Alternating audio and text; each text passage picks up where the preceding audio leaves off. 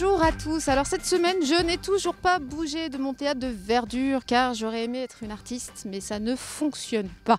Bon, je pense que c'est quand même vachement mieux pour vous que je vous en présente des vrais. Alors là, ça tombe bien, on est au théâtre de verdure. Souvent, théâtre de verdure, eh bien, ça reçoit des pièces de théâtre et c'est exactement ce dont il va s'agir toute cette semaine.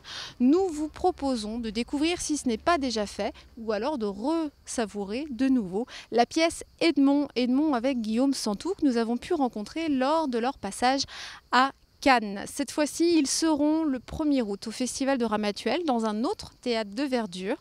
Ils vont donc faire l'ouverture de ce festival. On a rencontré Guillaume Santou et quelques membres de la troupe pour en parler. C'est une pièce, si vous ne l'avez pas su, hein, ça m'étonnerait quand même parce que ça a quand même fait grand bruit, mais c'est une pièce qui a reçu pas moins de 5 Molières. Elle a été imaginée par Alexis Michalik et étonnamment, eh bien, il n'a pas décidé de réinterpréter Cyrano de Bergerac. Il a choisi de nous raconter la genèse de Cyrano de Bergerac, d'où le nom de la pièce, Edmond.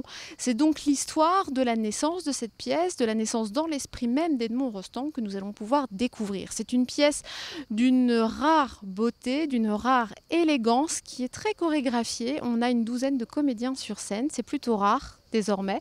Et on a un Guillaume Santou qu'on a pu découvrir certes en humoriste, mais qui en tant que comédien, eh bien sincèrement vaut le détour. Je ne vous en dis pas plus, je préfère lui laisser la parole. Je vous donne rendez-vous pour le 1er août au Théâtre de Verdure de Ramatuelle.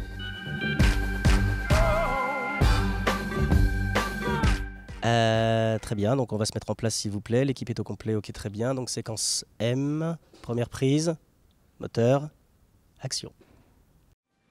Nous sommes à Paris, en décembre 1895. Je n'ai rien écrit en 2 ans, comment puis-je trouver un sujet en 2 heures? Je ne sais pas, Edmond, improvise. Cyrano de Bergerac. Qui est-ce? Un poète, fin bretteur, avec un grand nez. Un grand nez. Dans la pièce, qui dure à peu près 1h55, je reste à peu près 1h52 sur le plateau. La dernière chose dont j'ai envie de m'occuper, c'est de savoir si ma moustache va se barrer ou pas.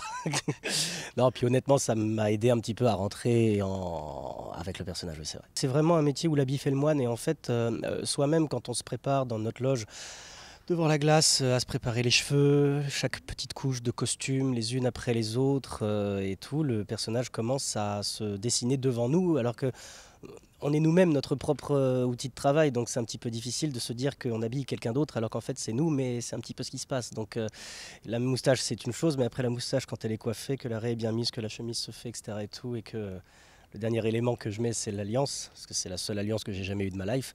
Bon ben là c'est bon, là, Edmond est branché et puis voilà c'est parti quoi. Il m'a commandé une pièce en 3 actes. Mais c'est merveilleux. Merveilleux peut-être, sauf que je n'en ai pas écrit une ligne. Edmond, personne ne te connaît, tu n'as fait que des fours et Coquelin te commande une pièce. Champagne! On ne peut pas monter Cyrano en 3 semaines. Molière a monté Tartuffe en 8 jours. Je bois plus d'alcool depuis 2 ans et demi, j'ai arrêté la clope aussi en même temps, ce qui est une très très bonne chose.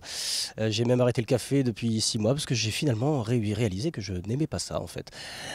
Donc voilà, et oui, des footings de temps en temps, histoire de maintenir la machine un peu en route, une demi-heure, 3/4 d'heure de barre au sol, des assouplissements, d'étirements et de danse un peu avant de rentrer en scène, pour chauffer justement tout ça, 20 minutes aussi d'exercices vocaux tous les soirs avant de rentrer en scène. Et ouais, une super régularité, une super assiduité dans ça quoi. Bah je pense que vraiment tout le monde travaille pas comme ça. Moi c'est comme ça que j'aime travailler, pas forcément qu'il faut travailler, mais pour arriver à prendre vraiment le plaisir de tout et à savoir qu'on peut arriver à le faire tous les jours, moi ça me demande ça. Vite, demande.